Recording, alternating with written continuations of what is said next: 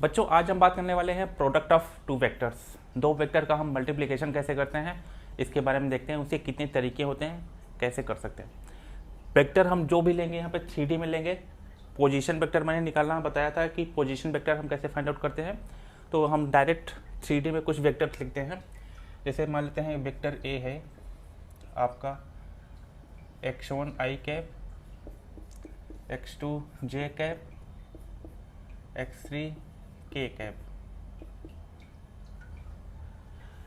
यहाँ पे x1 x2 x3 न लेके अगर हम बात करें x1 i cap, y1 j cap and z1 k cap, ये वेक्टर A हो गया। और वेक्टर V हमारा है x2 i cap, y2 j cap, z2 k cap. ये दो वेक्टर है, इनका मल्टीप्लिकेशन हम दो तरीके से कर सकते हैं। पहला होता है डॉट प्रोडक्ट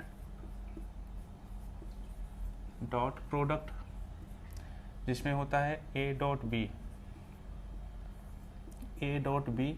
इसको लिखते हैं mod of vector a mod of vector b into cos theta. यहाँ पे थीटा होता है एंगल a और ये वेक्टर a और b के बीच में एंगल, जो थीटा एंगल है बिटवीन a एंड b। इसका हम डॉट प्रोडक्ट कैसे निकालेंगे। अच्छा, दूसरा हमारा होता है प्रोडक्ट, क्या निकालते हैं, क्रॉस प्रोडक्ट। इसको एक्चुअली वेक्टर प्रोडक्ट भी बोलते हैं, या इसको बोलो वेक्टर प्रोडक्ट। वेक्टर प्रोडक्ट इसलिए क्योंकि इसका जो फाइनल रिजल्ट आता है वो वेक्टर फॉर्म में होता है। मान लीजिए जैसे a क्रॉस b है, यहाँ पे उसको लिखेंगे a मॉड, यहाँ पे b साइन थीटा। यहाँ पे एक यूनिट वेक्टर होता है, ये बताता है कि ये a क्रॉस b का क्या डायरेक्शन है। बट ये स्केलर प्रोडक्ट है, इसको स्केलर प्रोडक्ट बोलते हैं, स्केलर प्रोडक्ट। इसके रिजल्ट में कोई वेक्टर क्वांटिटी नहीं है, ये बिल्कुल स्केलर है, इसलिए इसका नाम स्केलर प्रोडक्ट है। और ये वेक्टर प्रोडक्ट में जो है ये ईटा कैप यानी एक डायरेक्शन आ जाता है, इसलिए इसका नाम है वेक्टर प्रोडक्ट। करते कैसे हैं ये प्रोडक्ट, चलिए अगर हमारे पास यहाँ पे दो वेक्टर हैं तो a डॉट बी हम डायरेक्ट निकालेंगे। यहाँ पे a डॉट बी, वैसे देखा जाए तो a mod b cos theta होता है, वरना तो हमारे पास यहाँ पे एंगल है, और एंगल अगर नहीं है तो हम कैसे करेंगे, इसको डायरेक्ट सीधा करेंगे इनके बीच में मल्टीप्लिकेशन। x1 x2 ये i cap dot i cap, plus ये है y1 y2 j dot j। उसके बाद यहाँ पे लिखेंगे plus z1 z2 k dot k। x1 x2 i dot i क्या होगा, यहाँ पे i cap dot i cap, इसको लिखेंगे मॉड ऑफ i कैप दो बार इंटू कॉस थीटा, यानी कि दोनों सेम वेक्टर हैं। यहाँ पे देखा जाए दोनों सेम वेक्टर हैं, तो दोनों एक ही वेक्टर हैं, तो दोनों के बीच में एंगल जो होगा वो 0 होगा, i और i के बीच में, तो कॉस 0। मॉड i इसका होगा 1 इंटू 1 इंटू 1, तो i डॉट i 1 होगा, और इसी तरीके से j डॉट j 1 होगा, और k डॉट k भी 1 होगा। बट अगर हम बात करें i डॉट j का क्या होगा, तो यहाँ पे mod of i mod of j into यहाँ पे कॉस i और j के बीच में क्या होगा, i तो ये वेक्टर है, j ये है, दोनों के बीच में है 90 डिग्री एंगल, तो यहाँ पे हो जाएगा कॉस 90, जो कि ये सारी वैल्यू 0 हो जाएंगी। कॉस 90 की वैल्यू 0 होती है, तो ये पूरी वैल्यू 0।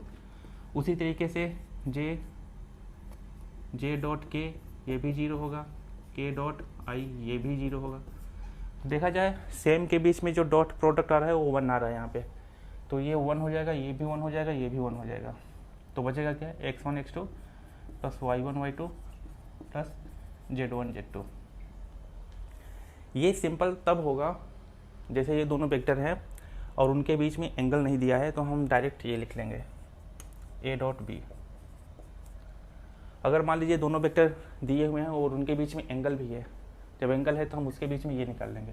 अच्छा, मॉड ए मॉड बी और ये सब निकालेंगे कैसे, इनकी वैल्यू कैसे निकालते हैं, आइए एक बार यहाँ पे हम देखते हैं।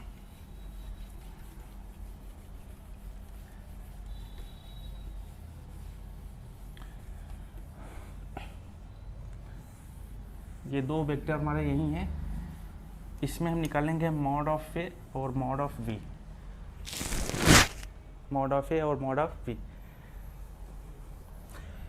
तो यहाँ से अगर हम देखेंगे ए वेक्टर ये है तो इसका मॉडुलस वेक्टर क्या होगा, अंडर रूट जो आई कैप का कोफिशिएंट है x1 इसका होल स्क्वायर प्लस जे कैप का कोफिशिएंट y1 प्लस के कैप का z1 इसका होल स्क्वायर, यही होता है मॉडुलस वेक्टर ए।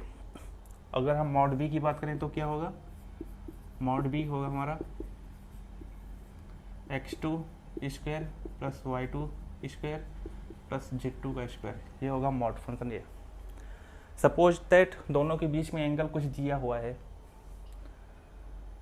तो उस केस में हम लगाएंगे formula mod a mod b into cos theta. यही क्वेश्चन अगर हम थोड़ा न्यूमेरिकल फॉर्म में चेंज करें तो क्या होगा, यहाँ से वेक्टर है उसका मॉडुलस निकलना आ गया और उसका हम सिंपली कैसे मल्टीप्लाई करते हैं वो देखते हैं। आइए यहाँ पे हम एक क्वेश्चन लेते हैं जिसमें न्यूमेरिकल वैल्यू है। वेक्टर ए है यहाँ पे 2i cap plus 3j cap minus 4k cap, and vector v है आपका i cap plus j cap plus k cap, simple. तो ये सबसे पहले यहाँ, अच्छा दोनों के बीच में एंगल जो दिया है, angle between a and b is 60 degree. तो a डॉट बी आपको फाइंड आउट करना है, a डॉट बी ये आपको फाइंड आउट करना है। फार्मूला हमारा क्या होता है a डॉट बी का, अगर हम बात करें a डॉट बी क्या होगा यहाँ पे, mod of vector a mod of vector b into cos theta. Cos theta तो हमें पता है, थीटा की वैल्यू 60 डिग्री रखेंगे, मॉड ए और मॉड बी की वैल्यू हमें नहीं पता है, बट वेक्टर ए और वेक्टर बी दिया है तो हम यहाँ से मॉड ए मॉड बी निकाल लेंगे। यहाँ पे मॉड ए क्या होगा, मॉड ए जैसे बताया था आई कैप का जो कोफिशिएंट होता है 2 अंडर रूट में 2 का स्क्वायर प्लस जे कैप 3 का स्क्वायर प्लस के कैप का है -4 का स्क्वायर। तो सिंपली ये हो जाएगा 4 9 प्लस 16, 4 9 16 कितना होगा, ये हो जाएगा अंडर रूट 29। उसी तरीके से अगर हम मॉड बी देखेंगे तो क्या होगा, मॉड बी अंडर रूट, यहाँ पे आई कैप का कोफिशिएंट 1 है, जे कैप का 1 है और के कैप का 1 है, तो 1 square plus 1 square plus 1 square, ये आ जाएगा 1 प्लस 1 प्लस 1 रूट 3।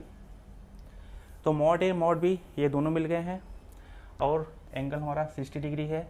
सारी वैल्यू हम यहाँ पे पुट करेंगे, आंसर आ जाएगा। मॉड ए है 29 into root 3 into cos 60, 29 root 3 और ये है कॉस 60 1/2। तो इसको हम यहाँ पे अंडर रूट में लिख सकते हैं, इसको हम 29 और रूट 3 एक साथ कर सकते हैं, डिवाइड बाई 2 कर सकते हैं, ये आंसर हो जाएगा जो भी है।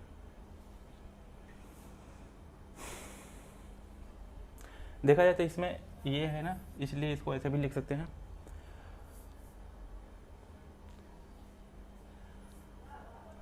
अगर मान लो सिंपल ऐड करना है तो सिंपल हम यहाँ पे इन दोनों को करें, इनका डॉट प्रोडक्ट निकालें तो कैसे निकलेगा,